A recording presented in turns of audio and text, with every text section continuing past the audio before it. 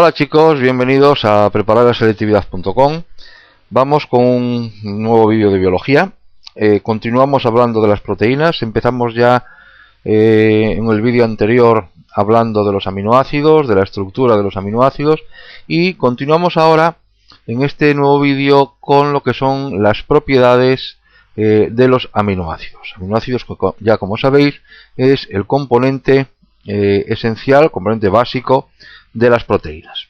Bien, decir en cuanto a las propiedades de los aminoácidos que son sustancias incoloras, son sustancias cristalizables, más o menos solubles en agua, según, como veremos después, la característica del grupo R.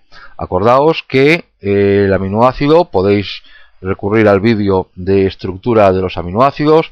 El aminoácido tenía un grupo carboxilo, tenía un grupo amino, tenía también un sustituyente que era el hidrógeno, y después presentaba el radical que lo llamábamos R, de tal manera que en función de las características de este grupo R vendrían muchas de las propiedades de ese aminoácido, ¿de acuerdo? Entonces, una de ellas va a ser esta, es decir, serán más o menos solubles en agua en función de las características del radical R que forma o que se sustituye en el carbono asimétrico, acordaos, carbono alfa del aminoácido.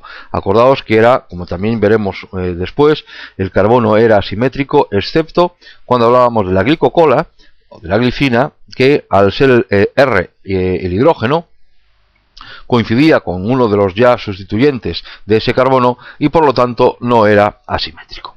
Bien, otra de las propiedades que vamos a ver de los aminoácidos es la esteroisomería.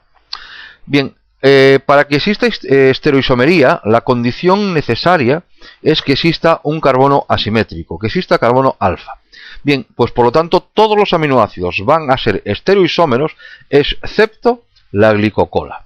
Y no es la glicocola porque, de nuevo repetimos, tiene dos sustituyentes iguales, en este caso el hidrógeno. ¿Vale? Condición para que exista esteroisomería es que es necesaria la presencia de al menos un carbono asimétrico en esa molécula. ¿De acuerdo? Muy bien. Por lo tanto, de cada aminoácido van a existir dos esteroisómeros que van a ser imagen especular.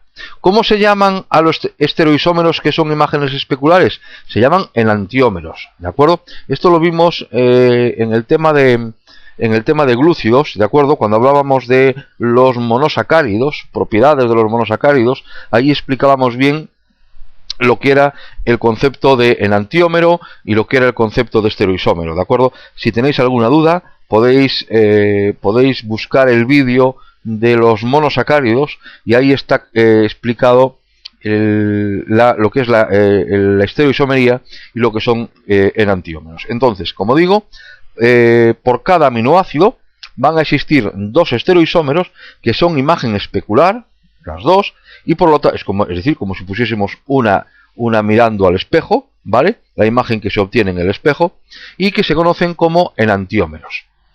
Los veis ahí, en la figura que tenéis ahora mismo delante. Uno va a tener el grupo NH2 a la derecha, diremos que pertenece a la serie D, y el otro va a tener el NH2 a la izquierda, tal como veis en el dibujo, y diremos que pertenece a la serie L. ¿De acuerdo?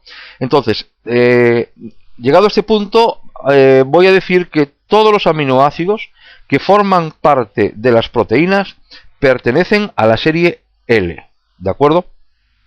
¿Esto inmediatamente en qué se traduce? Bueno, pues la conclusión que sacamos es que debido a que en la naturaleza las proteínas sean tan abundantes, sean tan diversas, tengan funciones tan variadas, ¿vale? Y que estén formadas siempre por los mismos 20 aminoácidos y además los mismos 20 aminoácidos tengan la misma configuración L, pues nos viene a decir que es una prueba más en que el origen de todos los seres vivos ha sido común para todos ellos. ¿De acuerdo?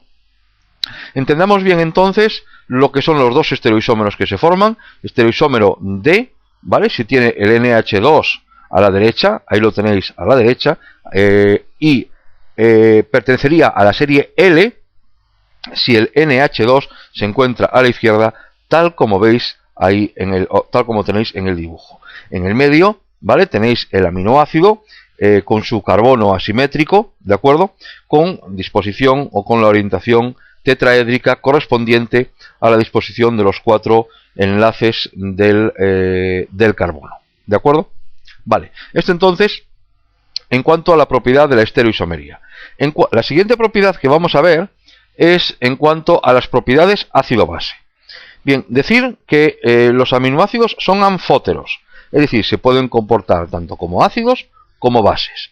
¿De qué dependerá de que se comporten como ácido o como base? Bueno, pues va a depender exclusivamente del pH del medio, ¿de acuerdo? Bien, sabemos, ahí tenéis la figura, o el nuevo esquema que os he puesto para que entendamos bien el concepto de propiedades, de las propiedades ácido-base del aminoácido. Sabemos que lo que son estas propiedades se deben a que, o sea, el carácter anfótero se debe a que el grupo carboxilo, ¿de acuerdo? Ahí lo tenéis, en este caso estaría en la parte, bueno, vamos a coger la figura central, ¿no? Se debe a que el grupo carboxilo puede liberar protones, quedando con carga COO-, lo tenéis ahí en el centro de la imagen, mientras que el grupo amino puede aceptar protones, quedando como NH3, pero con carga positiva. Es decir, lo que tenéis en la forma central, ahí tenéis el aminoácido con bien COO-, ¿de acuerdo? Porque ha cedido un protón, y por otro lado NH3+, porque ha captado un protón. Y esto es la forma que predomina a un pH próximo a la neutralidad, es decir, entre 6 y 7. Bien, ¿qué ocurre entonces ahora si se producen variaciones de pH tanto hacia la forma ácida como hacia la forma base? ¿De acuerdo? Bien, hemos dicho entonces que en un medio neutro, ¿de acuerdo?, pH 7, el carácter ácido y base está equilibrado, ¿de acuerdo?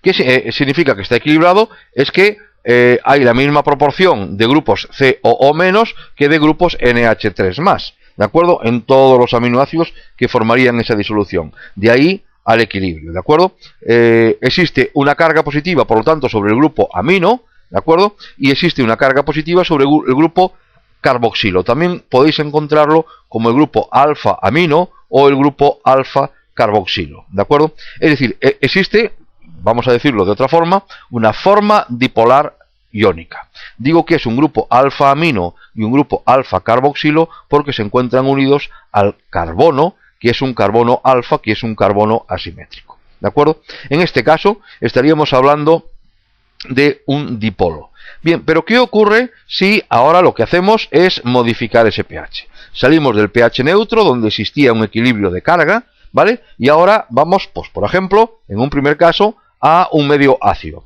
En un medio ácido lo que ocurre es que el pH baja de 7 y nos colocamos en un medio donde abunda la concentración de protones, es decir, ha aumentado la concentración de protones. ¿Qué va a ocurrir? Bueno, pues que la molécula del aminoácido que se encontraba en forma dipolar, ¿vale? En forma dipolar iónica, pues ahora va a captar esos protones que hay en el medio. Por lo tanto, un protón irá al grupo COO, de tal manera que se neutraliza, y otro protón irá, pues evidentemente, al grupo NH2, quedando como NH3+. ¿De acuerdo? En este caso, al producirse una bajada en el pH, vamos a tener una forma en la cual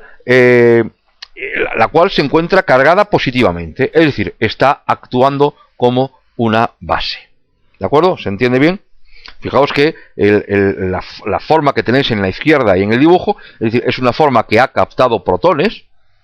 Por lo tanto, al captar protones, está actuando como una base.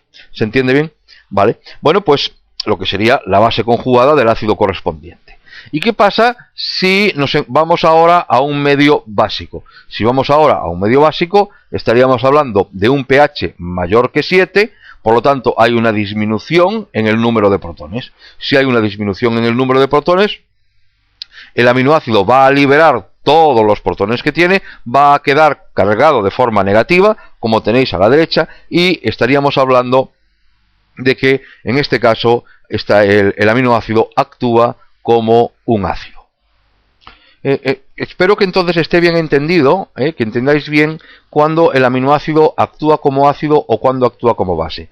Bien, voy a repetirlo de nuevo muy rápido. Fijaos en la forma central del esquema que tenéis ahí, que es la forma dipolar iónica. Y como digo, es anfótera, ¿no? Puede actuar como ácido o puede actuar como base. Vamos a ver. Nosotros ya sabemos que un ácido es toda sustancia que cede protones en una disolución. Ese sería el concepto de ácido. Bien, pues ¿qué ocurre cuando se produce un aumento de pH? Si se produce un aumento de pH, ¿vale? Lo que va a ocurrir es que hay un déficit de protones, por lo tanto la forma central, ¿vale?, se va a convertir en la forma de la derecha, pero cediendo protones, ¿de acuerdo? Entonces, ¿cómo está actuando el dipolo central? Está actuando como un ácido porque cede protones. En cambio, cuando estamos hablando de un pH ácido, ¿de acuerdo?, aumentamos la concentración de protones, la forma central lo que va a hacer es captar un protón, tal como veis ahí en el dibujo. Y al captar un protón irá uno al grupo carboxilo y otro irá al grupo amino, ¿de acuerdo? Se estará comportando, por lo tanto, como una base. Espero que esto lo hayáis entendido bien, ¿de acuerdo? Muy bien, entonces también deciros que hasta ahora hemos estado hablando única y exclusivamente de posibles ionizaciones tanto en el grupo carboxilo como en el grupo amino. Pero esto no significa que el radical, los grupos R, también pueden estar ionizados. Entonces, en ese caso, ¿qué va a ocurrir?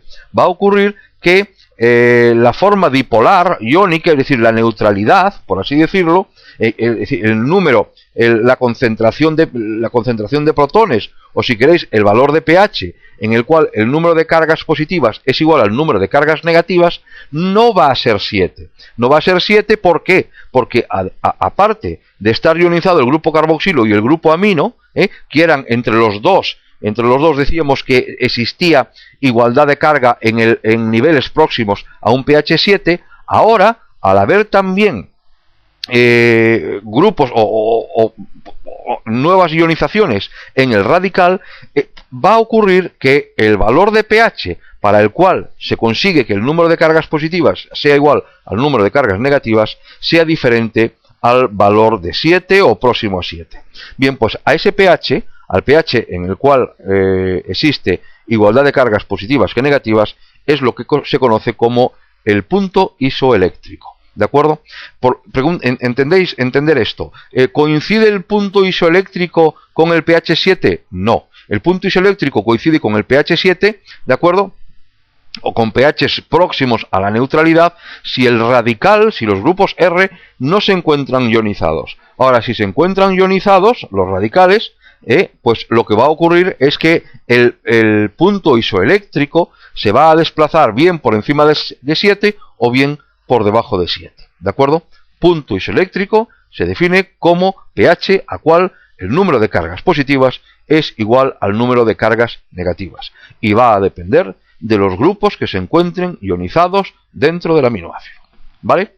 Muy bien, pues espero que lo hayáis entendido bien. Lo único que puede tener un poquito más de complejidad y que a lo mejor requiere un poquito más de vuestra atención es lo que acabo de explicar del pH, pero por lo demás yo creo que es sencillito, ¿de acuerdo? Bueno, pues muchas gracias por estar ahí y como siempre, pues nada, espero que os sean muy útiles todos estos vídeos.